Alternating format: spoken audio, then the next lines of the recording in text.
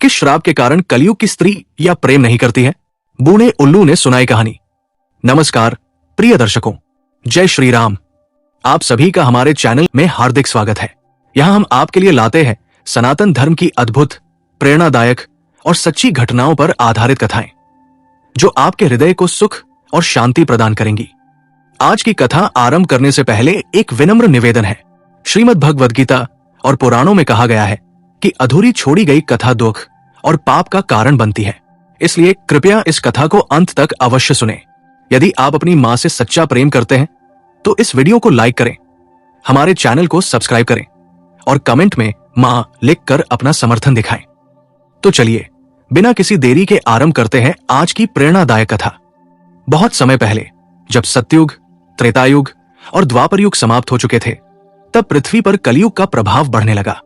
देवताओं, ऋषि मुनियों और साधुओं ने देखा कि मनुष्य धीरे धीरे अपनी नैतिकता और सच्चाई को भूलने लगा। रिश्तों में छलकपट बढ़ गया, प्रेम में स्वार्थ आ गया और सच्ची निष्ठा दुर्लभ हो गई। गहन जंगलों के बीच एक विशाल और पुराना वटवृक्ष था। उसी वृक्ष की एक शाखा पर एक बूढ़ा उल्लू रहता था, जिसे सभी जीव जंतु महाज्ञानी बूढ़ा उल्लू कहकर पुकारते थे। ये उल्लू हजारों वर्षों से इस संसार को देखता आ रहा था और युगों के बदलाव का साक्षी था। उसने अपने जीवन काल में रामायण, महाभारत और अनेक राजाओं के उत्थान और पतन को देखा था। एक दिन जब बूढ़ा उल्लू अपनी गहरी ध्यानावस्था में था, तभी उसने किसी के करुण विलाप की आवाज सुनी। उसने अपनी आंखें खोली और देखा कि उसके सामने एक सुंदर दिव्य स्त्री खड़ी थी, लेकिन उसका रूप क्षीण था, उसका शरीर कांप रहा था और उसकी आंखों से अविरल आंसू बह रहे थे। उल्लू ने पूछा, हे देवी, तुम कौन हो और इस अंधकारमय वन में इस प्रकार दुखी होकर क्यों रो रही हो? उस स्त्री ने सुबकते हुए उत्तर दिया, हे महाज्ञानी उल्लू, मैं प्रेम की आत्मा हूं। मैं चारों युगों में प्रेम का संचार करती आई हूं, लेकिन अब मुझे एक श्राप मिला है, जिसके कारण मैं धीरे धीरे समाप्त हो रही हूं। कलयुग में स्त्रियों के हृदय से प्रेम का भाव लुप्त होता जा रहा है। वे अब सच्चे प्रेम में पूर्ण समर्पण नहीं कर पाएंगी। बूढ़ा उल्लू विस्मित हुआ और बोला, हे प्रेम की देवी, ये श्राप तुम्हें किसने और क्यों दिया? प्रेम की आत्मा ने गहरी सांस ली और कहा, द्वापर युग के अंतिम दिनों की बात है। एक महान ऋषि की पुत्री थी, जिसका नाम सुवर्णा था। वो असीम प्रेम और निष्ठा से परिपूर्ण थी। उसने अपने पति को अपना भगवान मानकर उसकी सेवा में जीवन समर्पित कर दिया। वो उसके लिए व्रत रखती, कठिन तपस्या करती और उसे प्रसन्न करने के लिए अपने सुखों का त्याग कर देती। लेकिन दुर्भाग्यवश उसका पति लोभी, स्वार्थी और कपटी था। एक दिन वो किसी और स्त्री के मोह में पड़ गया और सुवर्णा को छोड़कर चला गया। उसने अपने प्रेम का तिरस्कार किया और उसके समर्पण का मजाक उड़ाया। सुवर्णा ने अपनी आत्मा को चीर देने वाली पीड़ा के साथ भगवान से प्रार्थना की, हे प्रभु, यदि प्रेम इतना तुच्छ और दुर्बल है कि कोई भी इसे ठुकरा सकता है, तो मैं ऐसा प्रेम इस संसार में नहीं चाहती। यदि प्रेम का यह अपमान संभव है, तो मैं चाहती हूं कि कलयुग में स्त्रियां प्रेम में सरलता से विश्वास न करें। वे निस्वार्थ प्रेम करने से पहले अपने स्वार्थ और बुद्धि से निर्णय ले। वे प्रेम में पूरी तरह से समर्पित न हों, ताकि उन्हें कोई छल न सके। भगवान ने उसकी प्रार्थना स्वीकार कर ली और कहा, हे सुवर्णा, तुम्हारा दर्द सत्य है।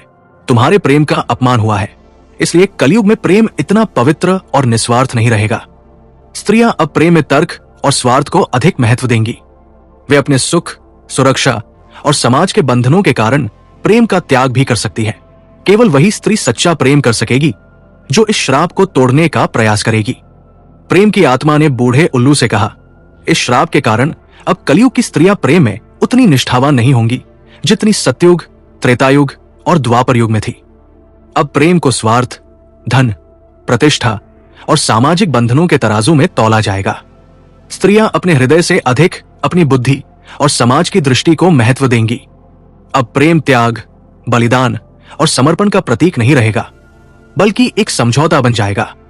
ये मोह, आकर्षण और स्वार्थ से अधिक प्रभावित होगा। पुरुष भी प्रेम में छलकपट करेंगे और स्त्रियां भी प्रेम को स्वार्थ और भौतिक सुखों की दृष्टि से देखेंगी।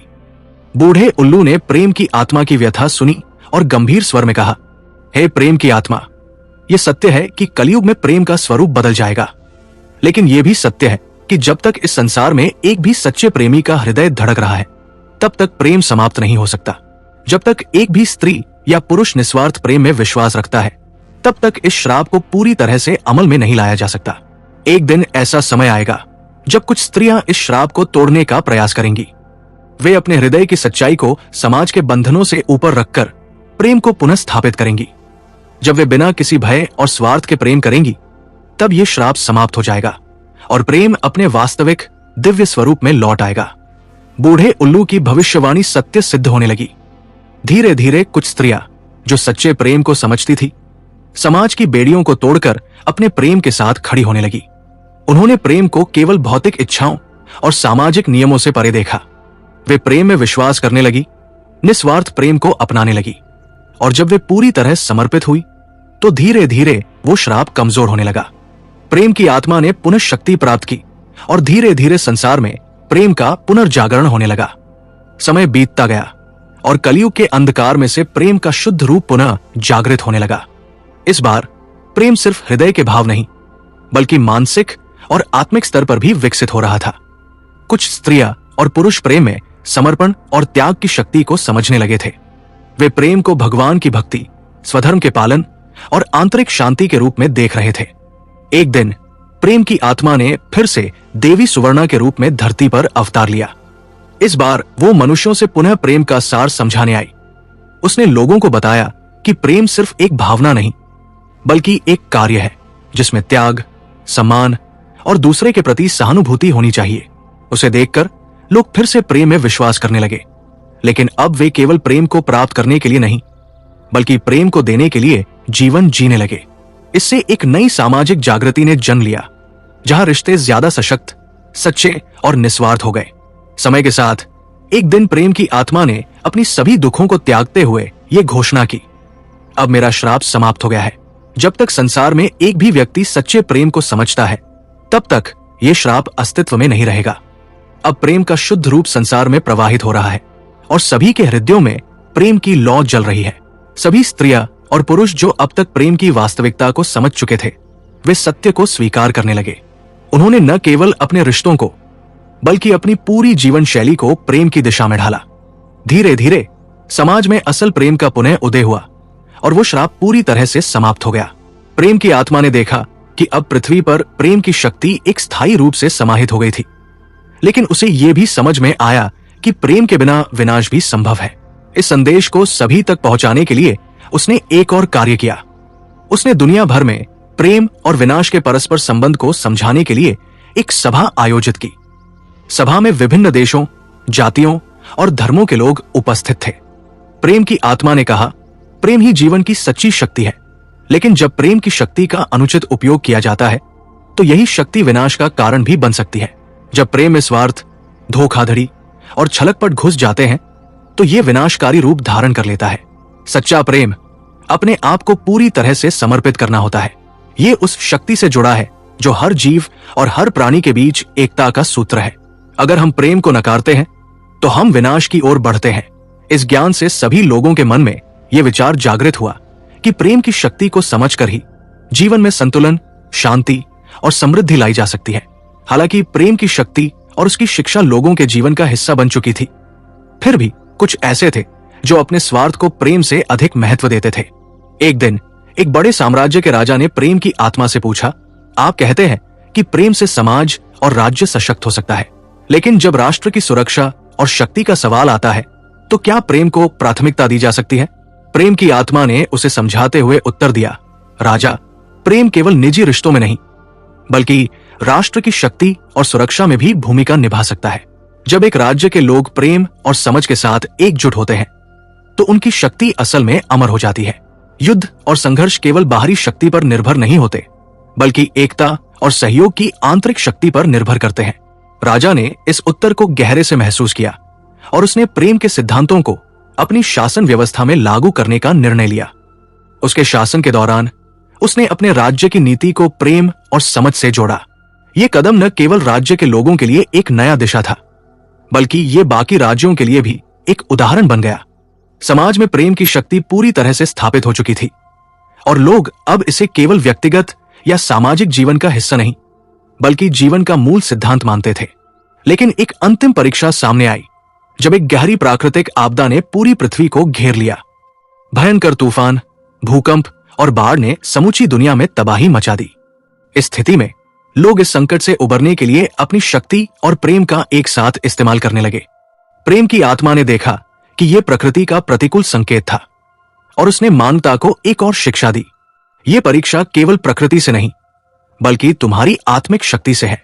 जब तुम प्रेम में एकजुट होते हो तो तुम हर संकट का सामना कर सकते हो। प्रेम तुम्हारी अंदर की ताकत है जो किसी भी भयंकर तूफान, आपदा या संकट से ज्यादा मजबूत है। मानवता ने इस चुनौती को प्रेम और सहयोग से पार किया। उन्होंने एक दूसरे की मदद की, प्रेम और सहायता का हाथ बढ़ाया और इस कठिन समय में एकजुट हो गए। यह प्रेम की महानता का सबसे बड़ा उदाहरण था, क्योंकि इसने लोगों को सिखाया कि कोई भी बाहरी आपदा या संकट तब तक विजयी नहीं हो सकता जब तक अंदर की प्रेम की शक्ति जीवित है। समय बीतते बीतते प्रेम की आत्मा ने एक अंतिम समर्पण किया। उसने अपने दिव्य रूप को समर्पित कर दिया और उसे समग्र ब्रह्मांड में फैला दिया। अब प्रेम केवल पृथ्वी पर ही नहीं बल्कि हर एक ग्रह, सितारे और आकाश गंगा में व्याप्त हो गया। यह शाश्वत प्रेम का रूप था जो समय और स्थान की सीमाओं से परे था। प्रेम की आत्मा ने यह घोषणा की, अब मैं केवल इस पृथ्वी पर नहीं हूं बल्कि समग्र ब्रह्मांड में समाहित हो चुका हूं। जब तक कोई जीव या प्राणी इस ब्रह्मांड में अस्तित्व रखेगा तब तक प्रेम की शक्ति भी अस्तित्व में रहेगी। प्रेम शाश्वत है और यही जीवन का सबसे बड़ा सत्य है। यह सत्य संसार में फैल गया और हर व्यक्ति ने इसे अपनी आत्मा में महसूस किया। अब प्रेम एक ऐसी शक्ति बन गई थी जो न केवल पृथ्वी को बल्कि संपूर्ण ब्रह्मांड को एकजुट और शांति की ओर ले जाती थी। यह कहानी हमें यह सिखाती है कि प्रेम का वास्तविक रूप समय, स्थान और परिस्थितियों से परे है। प्रेम की शक्ति शाश्वत है और यह पूरे ब्रह्मांड में फैल सकती है यदि हम इसे अपने हृदय से स्वीकार करें और बिना स्वार्थ के दूसरों से प्रेम करें। प्रेम का यह संदेश न केवल पृथ्वी बल्कि समग्र ब्रह्मांड को शांति और समृद्धि की ओर मार्गदर्शन करता है। आदरणीय श्रोताओं, अगर इस कथा ने आपको प्रेरित किया हो तो कृपया इसे लाइक और शेयर करना न भूलें। आपके विचार हमारे लिए अमूल्य हैं, इसलिए अपनी प्रतिक्रिया कमेंट बॉक्स में जरूर लिखें। जय श्री कृष्णा के माध्यम से अपने श्रद्धा भाव व्यक्त करें। आपका सहयोग और समर्थन हमें आगे बढ़ाता है। जय श्री राम। समाज में प्रेम का पुनर्जागरण हो चुका था, लेकिन यह प्रेम केवल कुछ चुनिंदा व्यक्तियों में ही सीमित था। बाकी लोग अपनी रोजमर्रा की जिंदगी में व्यस्त थे और उनका जीवन प्रेम से अधिक भौतिकताओं और स्वार्थों में डूबा हुआ था। यह स्थिति देखकर प्रेम की आत्मा ने यह महसूस किया कि यह प्रेम का पुनर्जागरण केवल एक शुरुआत थी, लेकिन अगर इसे सच्चे अर्थों में फैलाना है तो इसे और गहरा और स्थायी बनाना होगा। इसलिए प्रेम की आत्मा ने पुनः धरती पर अवतार लिया। इस बार वो एक साध्वी के रूप में आई। उसकी आंखों में एक शांति और गहरी समझ थी और उसकी उपस्थिति में एक अनोखी ताकत थी। वो सभी से प्रेम की शिक्षा देती, समझाती और जागरूक करती कि प्रेम केवल एक भावना नहीं बल्कि एक जीवन का दृष्टिकोण होना चाहिए। साध्वी प्रेम की शिक्षा लेकर गांव-गांव, शहर-शहर घूमने लगी, लेकिन जैसे ही उसने प्रेम का संदेश फैलाना शुरू किया, कई लोग उसके इस संदेश को स्वीकार नहीं कर पाए। कुछ लोग इसे एक भ्रम मानते हुए हंसी उड़ाने लगे, जबकि अन्य ने इसे केवल एक असंभव बात मानकर नकार दिया।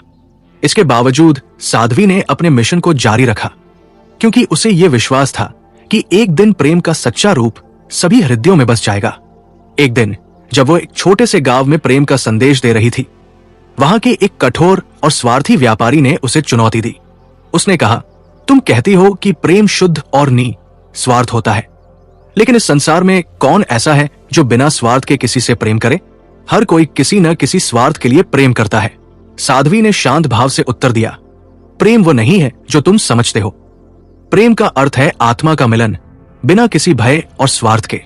ये उस भावनात्मक संपत्ति से परे है जिसे तुम व्यापार में देख रहे हो।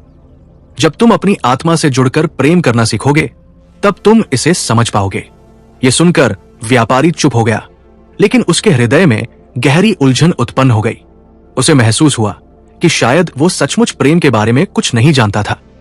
साध्वी के संदेश के बाद धीरे धीरे लोगों के मन में प्रेम की सच्चाई और ताकत की एक नई समझ उत्पन्न होने लगी। वे अपनी जीवन शैली में बदलाव करने लगे। लोग पहले से ज्यादा एक दूसरे की मदद करने लगे। रिश्तों में समझ और सम्मान बढ़ने लगा और उन रिश्तों में निस्वार्थ भावनाएं ज्यादा परिलक्षित होने लगी। एक गांव में एक किसान था जो सच्चे प्रेम को समझने के बाद अपनी जिंदगी को पूरी तरह से बदल दिया। उसने अपनी मेहनत की कमाई को केवल अपने परिवार तक सीमित नहीं रखा, बल्कि आसपास के गरीब और जरूरतमंद लोगों के साथ भी साझा किया।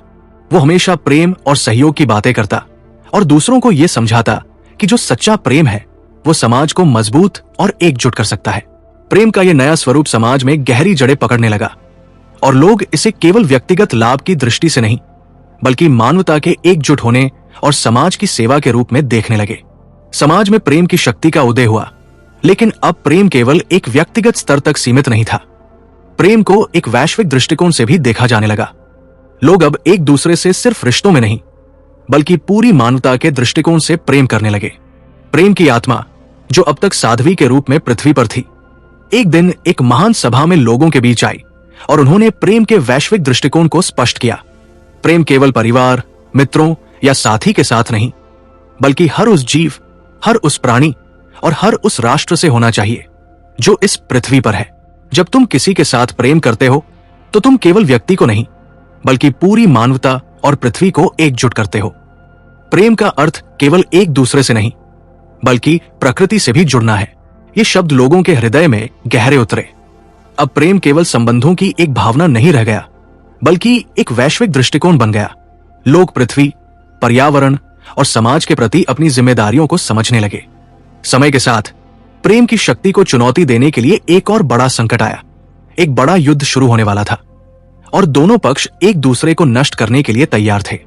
ये युद्ध केवल सत्ता के लिए नहीं था, बल्कि ये मानवता के अस्तित्व के लिए एक अंतिम परीक्षा बन गई थी। जब दोनों पक्षों की सेनाएं एक दूसरे के सामने खड़ी हुई, तो अचानक साध्वी प्रेम की आत्मा सामने आई। उसने दोनों पक्षों से कहा, क्या तुम लोग एक दूसरे के साथ प्रेम नहीं कर सकते? क्या तुम अपनी शक्ति को नष्ट करने के बजाय इसे समाज और पृथ्वी के भले के लिए नहीं लगा सकते? ये वाक्य दोनों पक्षों के सेनापतियों के लिए एक बड़ा प्रश्न बन गया।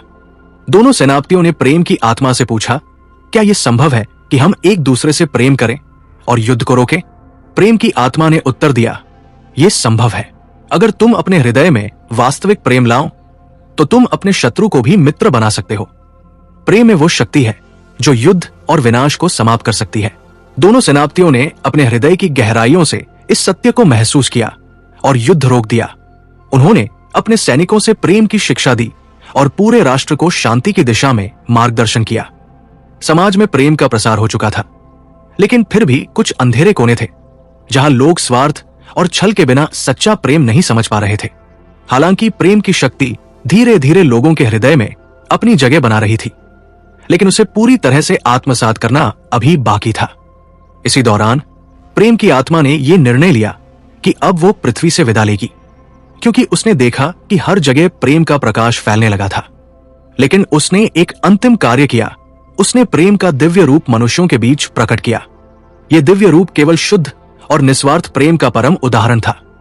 प्रेम की आत्मा ने अपने सभी रूपों को एकाकार कर लिया और एक दिव्य प्रेमी प्रेमिका के रूप में पृथ्वी पर प्रकट हुई। वो प्रेम का आदर्श और सजीव रूप थी, जिससे हर व्यक्ति को यह महसूस हुआ कि प्रेम केवल भावना नहीं, बल्कि एक दिव्य अनुभव है। प्रेम की दिव्य रूप के दर्शन से हर व्यक्ति के भीतर प्रेम का शुद्ध रूप जागृत हो गया। अब हर व्यक्ति में प्रेम के प्रति विश्वास और समर्पण था, जो न केवल व्यक्तिगत बल्कि वैश्विक और ब्रह्मांडीय स्तर पर था। प्रेम के इस दिव्य रूप का दर्शन पूरी दुनिया में हुआ। न केवल व्यक्तिगत संबंधों में, बल्कि समाज के समग्र स्वास्थ्य में भी एक अद्भुत परिवर्तन आया। लोग एक दूसरे के प्रति अधिक सहानुभूति रखने लगे, दुख और तनाव को कम करने के लिए प्रेम की शक्ति का उपयोग करने लगे। चिकित्सकों और मानसिक स्वास्थ्य विशेषज्ञों ने पाया कि प्रेम और सहानुभूति का अभ्यास करने से शारीरिक और मानसिक स्वास्थ्य में सुधार हुआ। जब लोग एक दूसरे के लिए अपने दिल खोलकर प्रेम और सम्मान दिखाने लगे, तो न केवल उनके संबंध मजबूत हुए, बल्कि उनका शरीर और मस्तिष्क भी स्वस्थ रहने लगे। ये समय था जब प्रेम ने न केवल रिश्तों को, बल्कि मानवता के पूरे ढांचे को सशक्त और समृद्ध बना दिया।